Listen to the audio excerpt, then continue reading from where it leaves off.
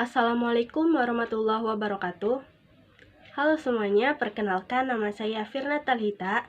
Saya dari kelas SD 24B dengan nomor induk mahasiswa 2406-41026. Pada kali ini saya akan mempresentasikan mengenai fonologi, morfologi, sintaksis, dan semantik. Yuk simak baik-baik. Nah, yang pertama, fonologi. Apa itu fonologi?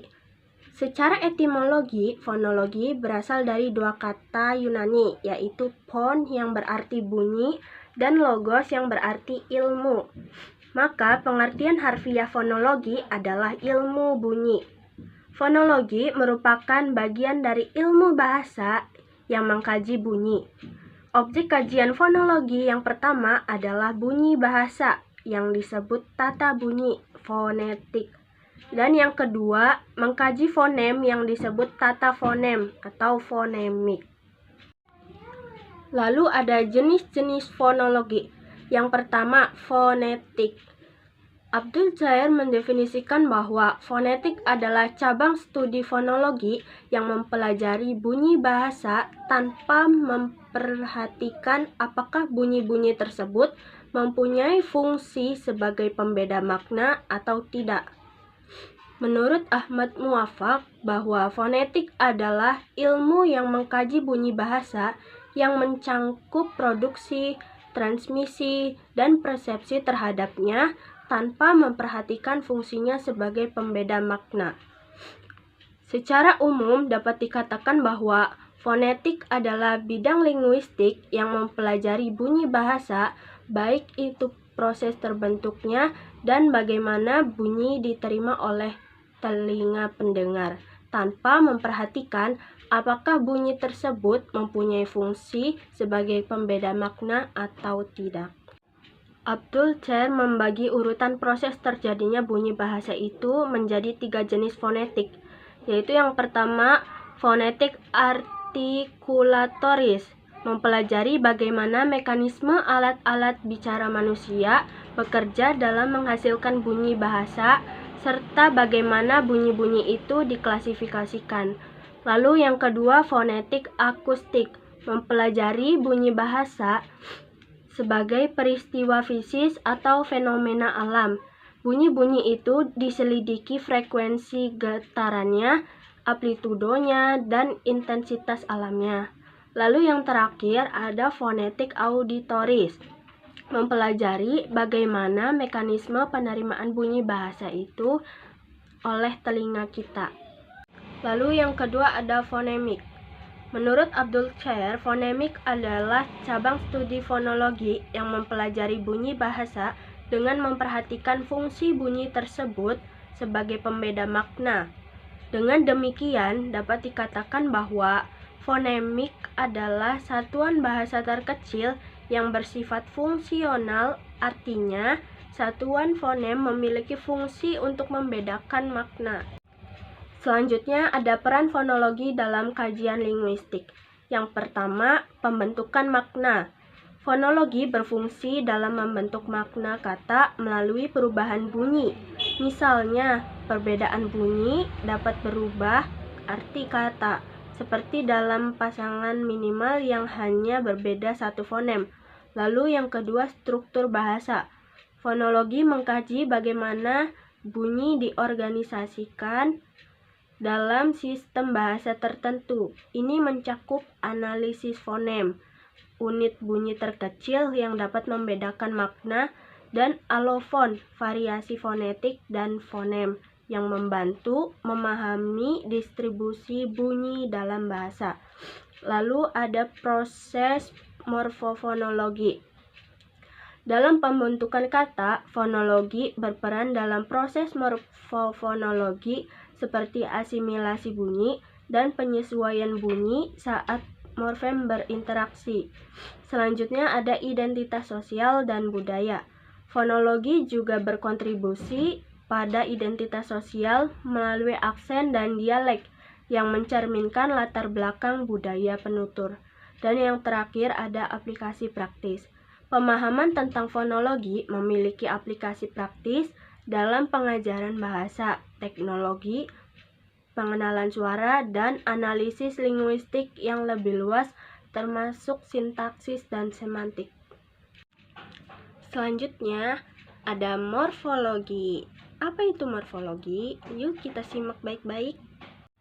Secara etimologi, kata morfologi berasal dari kata morf yang berarti bentuk dan kata logi yang berarti ilmu. Jadi, secara harfiah, kata morfologi berarti ilmu mengenai bentuk.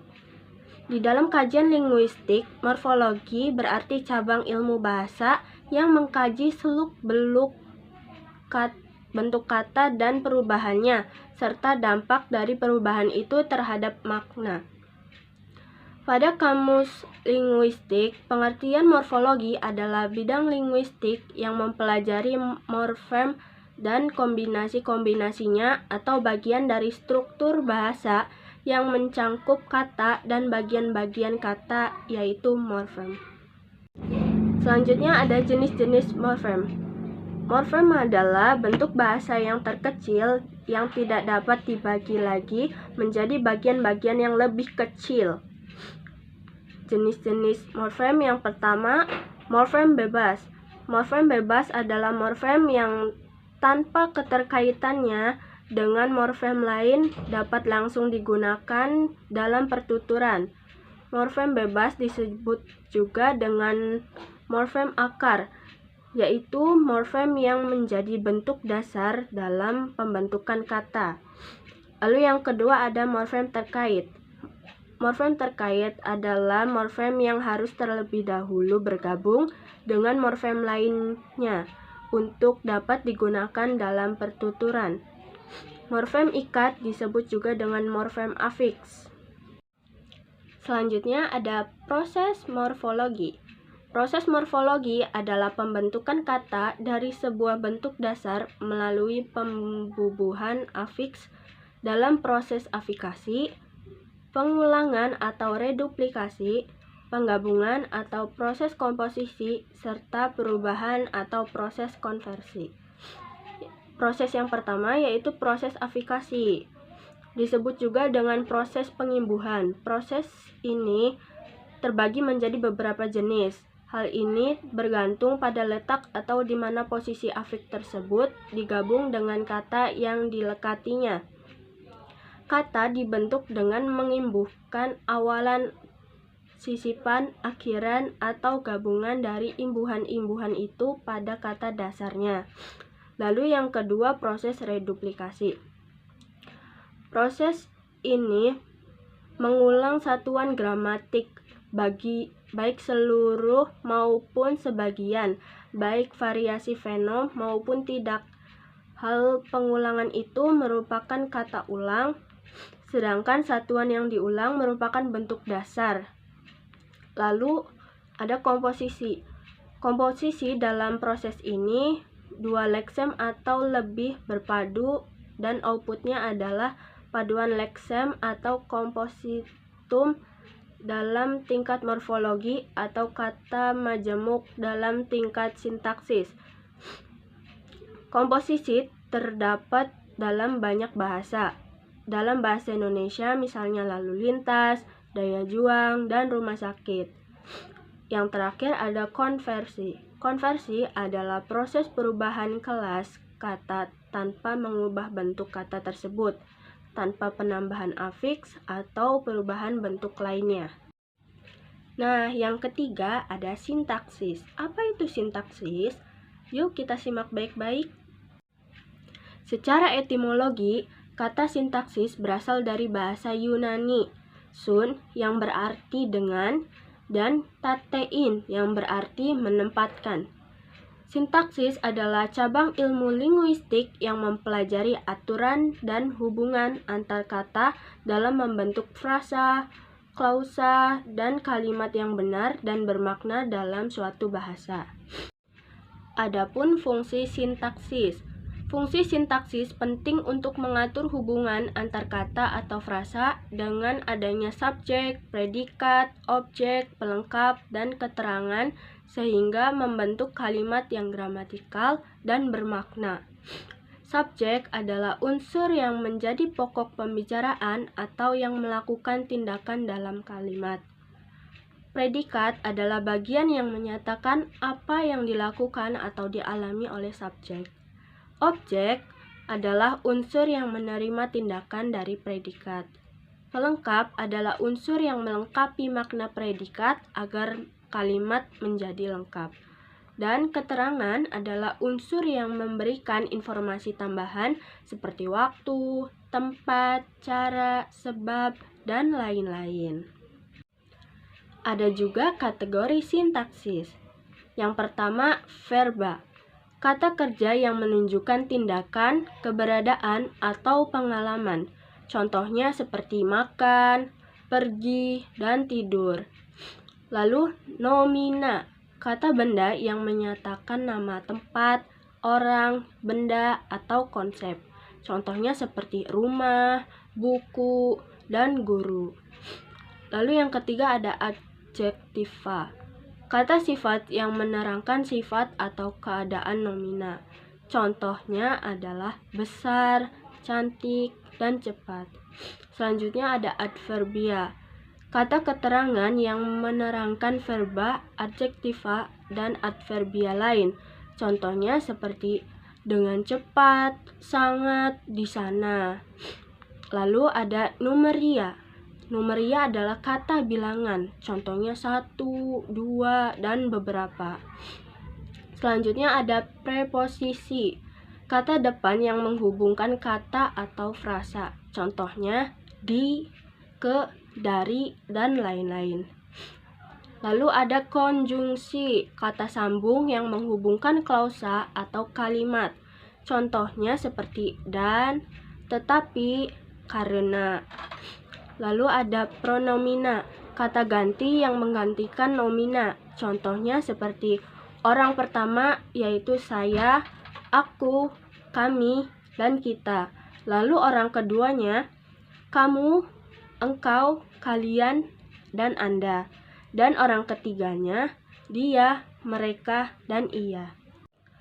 Lalu yang terakhir ada semantik. Apa itu semantik? Yuk kita simak baik-baik.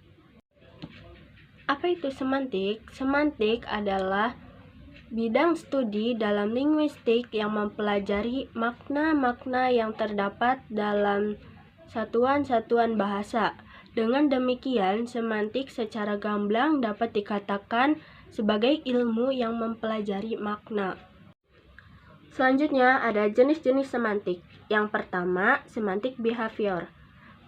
Penganut pandangan behavior tidak terlalu yakin dengan istilah-istilah yang bersifat mentalistik berupa mind, konsep, dan idea. Yang pertama, tidak ada perbedaan esensial antara tingkah laku manusia dan hewan. Lalu yang kedua, mementingkan faktor belajar dan kurang yakin terhadap faktor-faktor bawaan. Dan yang ketiga, mekanismenya atau determinasinya. Selanjutnya ada semantik deskriptif, yaitu kajian semantik yang khusus memperlihatkan makna yang sekarang berlaku. Makna kata ketika kata itu untuk pertama kali muncul tidak diperhatikan. Misalnya dalam bahasa Indonesia ada kata juara, yaitu orang yang mendapatkan peringkat teratas dalam pertandingan tanpa memperhatikan makna sebelumnya. Lalu yang ketiga ada semantik generatif. Konsep-konsep yang terkenal dalam aliran ini adalah kompetisi, yaitu kemampuan atau pengetahuan bahasa yang dipahami itu dalam komunikasi. Yang kedua, struktur luar, yaitu unsur bahasa berupa kata atau kalimat yang seperti terdengar. Lalu yang terakhir, struktur dalam, yaitu makna yang berada dalam struktur luar. Selanjutnya ada semantik gramatikal. Adalah studi semantik yang khususnya mengkaji makna yang terdapat dalam satuan kalimat. Lalu ada semantik leksikal. Semantik leksikal adalah kajian semantik yang lebih memuaskan pada pembahasan sistem makna yang terdapat dalam kata. Selanjutnya ada semantik sintaksikal. Semantik sintaksikal merupakan jenis semantik yang sasaran penyelidikannya bertumpu pada hal-hal yang berkaitan dengan sintaksis. Lalu yang terakhir ada semantik maksud. Semantik ini merupakan jenis semantik yang berkenaan dengan pemakaian bentuk-bentuk gaya bahasa seperti metafora, ironi, litotes, dan lain-lain. Nah, kesimpulannya adalah dalam kajian linguistik, fonologi, morfologi, sintaksis, dan semantik merupakan 4 aspek penting yang saling terikat dalam memahami struktur dan makna bahasa. Fonologi mempelajari sistem bunyi bahasa, morfologi mempelajari struktur bahasa dan pembentukan kata, sintaksis mempelajari struktur kalimat dan hubungan antar kata, sedangkan semantik mempelajari makna kata dan kalimat. Sekian presentasi dari saya, kurang lebihnya mohon maaf. Semoga ilmu ini dapat bermanfaat untuk kalian semua. Terima kasih. Wassalamualaikum warahmatullahi wabarakatuh.